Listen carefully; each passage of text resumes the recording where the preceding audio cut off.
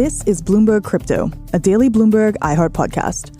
And I'm Stacey Marie Ishmael, managing editor of crypto for Bloomberg News. It's Tuesday, September 20th.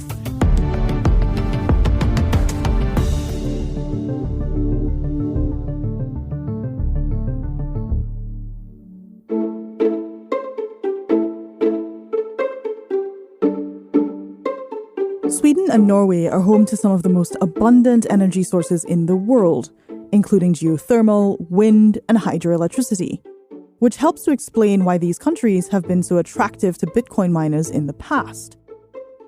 Unfortunately for those miners, the combination of Russia's invasion of Ukraine, which affected energy availability, as well as rising inflation and environmental factors like drought, have curbed the availability of cheap electricity in these regions, which means that miners in some of these areas could find themselves kicked out, if not regulated out, of these markets. So miners are on the move again, forever chasing that combination of abundant electricity for relatively low prices. This time, some of them are even heading further north of the Arctic Circle. Joining me to discuss what's happening in the Nordics is Bloomberg editor Lars Paulsson. Sweden's financial regulator, they have come out and, called for a ban on mining in Europe because of the environmental aspect and, the fact that it sucks up so much energy.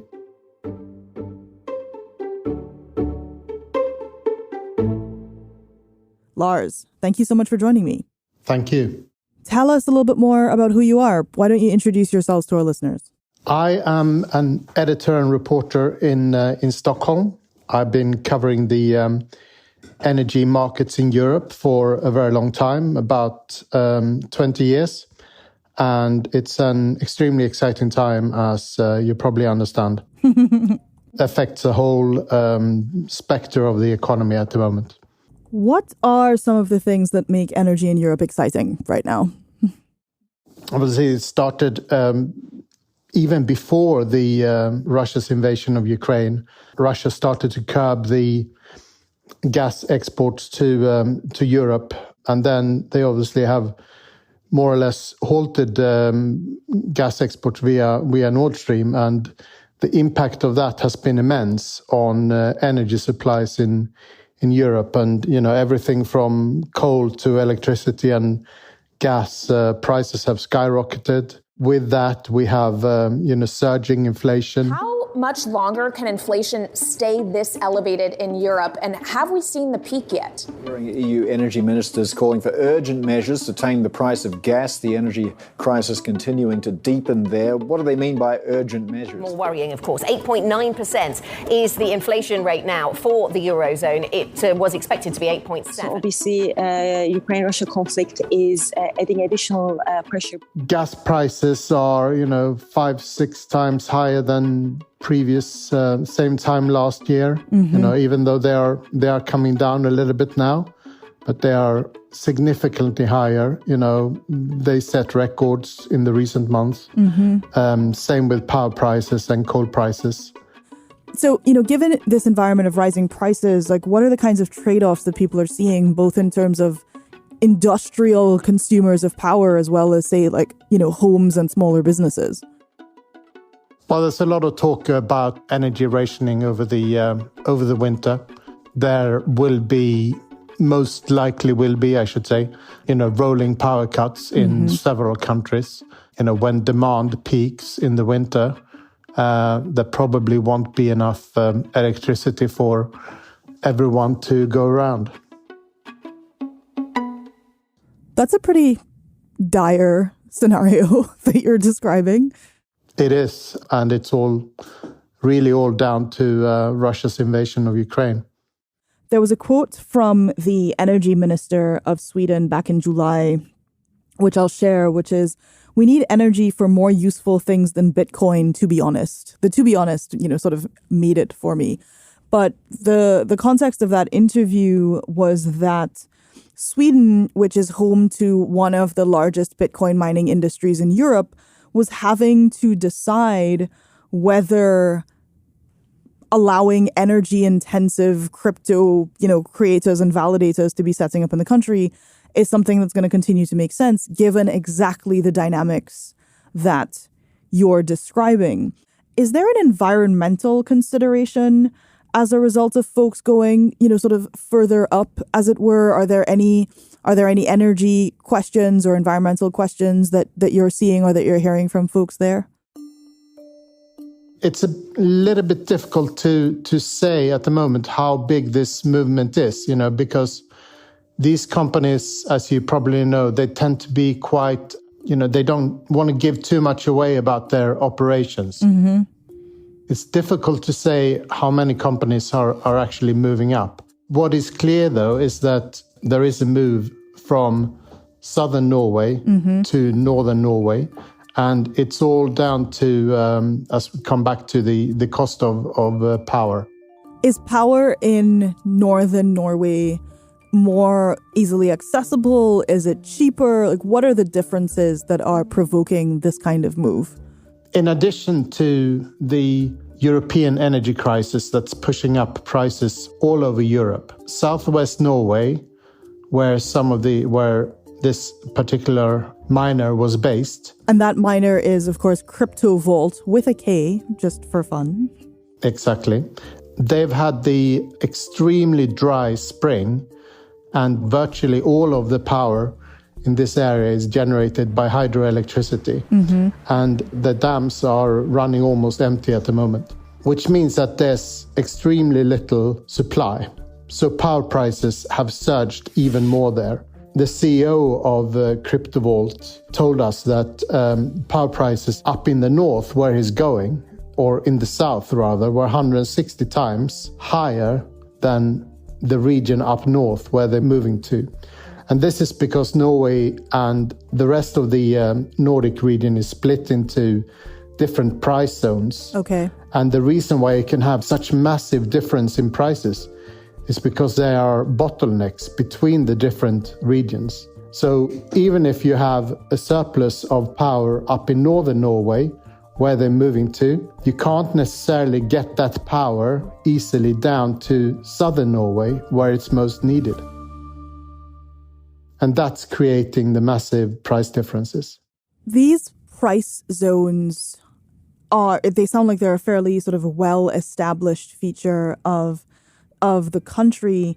Are you finding from your experience that those kinds of differentials, 160 times different, are increasingly common because of the dynamics that you're describing? Or does this still feel unusual to you in your experience, having reported on these markets for such a long time?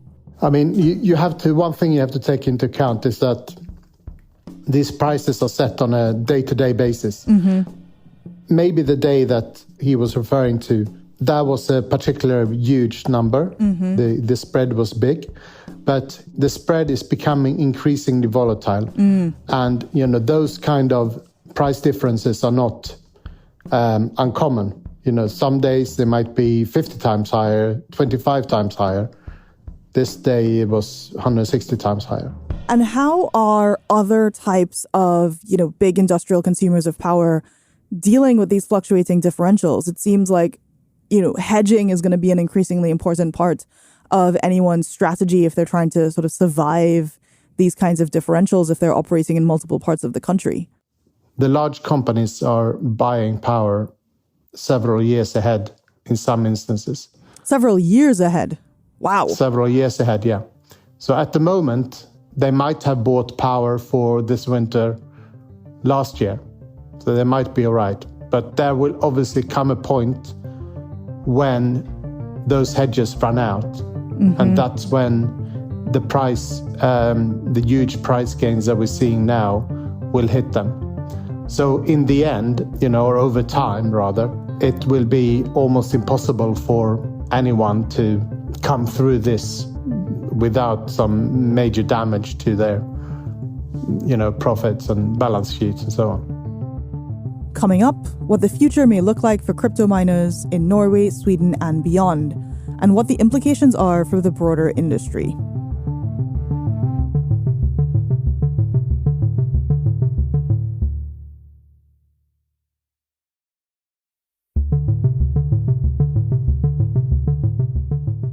The Nordics are or have been presented as a great example of how you can have alternative to fossil fuels.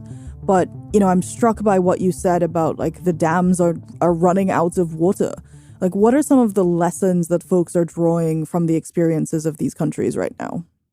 Norway has, it's quite often mentioned as the green battery of Europe. During years of normal rainfall, that's a great position to be in because it exports a lot of power.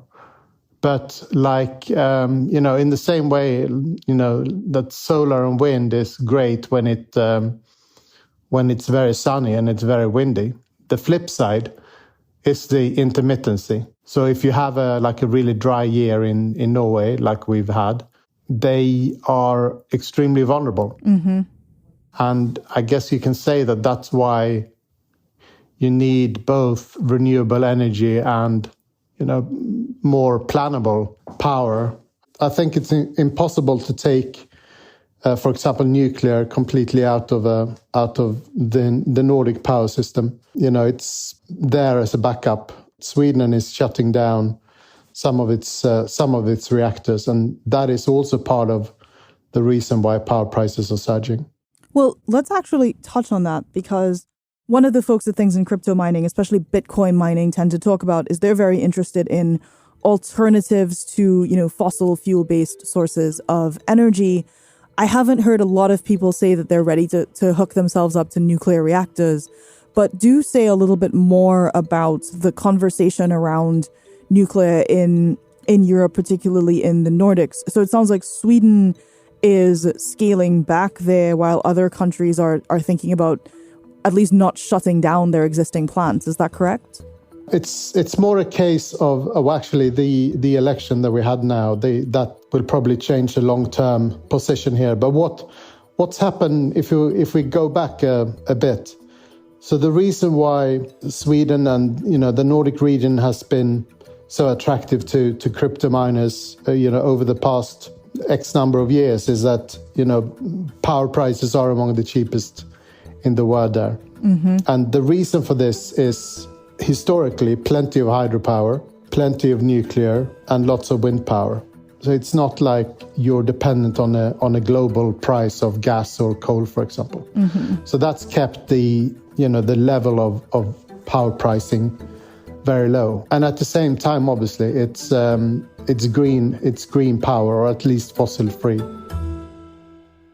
One of the consistent themes that we've heard about, and frankly from crypto miners, and again, especially Bitcoin miners, is they're a very mobile industry, right? They will go and they can sort of pick up shop, as it were, and move to places that have a better combination of abundant sources of power that, priced relatively competitively. Is there anywhere in Europe that you're observing where those two things seem like they'll be true in the long run? There won't be another Nordic expansion, so to speak. I think the ones that are in the Nordic region and the ones that can move up north, they will. It's the same situation in Sweden, that in southern Sweden, you have extremely high prices. In northern Sweden, you have very cheap power most of the time. So, we mentioned earlier in this episode the comment from the Swedish energy minister about not really perceiving that Bitcoin is necessarily the most useful use of energy in the world. But, in general, across the Nordics, I wouldn't say it's necessarily been hostile to crypto. It might not have been as enthusiastic or explicitly enthusiastic as some other places. What's been your experience here in region of how folks are thinking about crypto and crypto assets? Well, from what I picked up, I think that the governments are they probably have a slightly more conservative attitude than elsewhere in the world. Sweden's financial regulator, they have come out and, called for a ban on mining in Europe because of the environmental aspect and, the fact that it sucks up so much energy.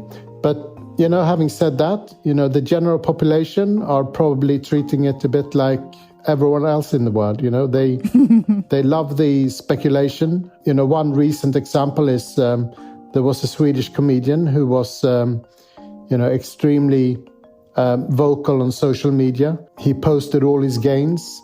Obviously, when some of the cryptocurrencies nosedive, which they do occasionally, he did lose a hell of a lot of money. And, he posted about that as well. And, people just love to follow his story. It seems, as you say, it's very relatable right now, given the state of the markets. Yeah, definitely. Amazing. Well, thank you very, very much again for taking the time. These are complex topics, and our listeners really benefit from getting world-class reporters like you to sort of explain what's actually going on. So really appreciate it. Thank you very much for having me. A pleasure. You can find more of Lars Paulsson's reporting on the Bloomberg terminal on Bloomberg.com and on Twitter. He is LPE Paulsson. That's LPE Paulsson.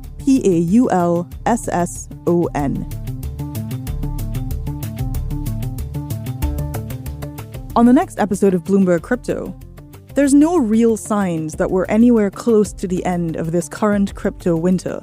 A chill that has wiped something like $2 trillion worth of value off of the market. But what does 2 trillion, 1 trillion, 3 trillion even mean when we're talking about crypto assets? And why are some folks increasingly skeptical of whether these numbers represent any kind of correlation with actual economic value? This is Bloomberg Crypto, a daily podcast from Bloomberg and iHeartRadio. For more shows from iHeartRadio, visit the iHeartRadio app, Apple Podcasts, or wherever you get your podcasts. Send us your comments, questions, or suggestions for the show to crypto@bloomberg.net, or find us on Twitter, we're @crypto.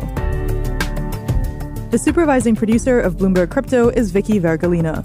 Our senior producer is Janet Babin. Our producer is Sharon Barrero. Desta Wonderad is our engineer. Original music by Leo Sidran. I'm Stacey Marie Ishmael. We'll be back tomorrow.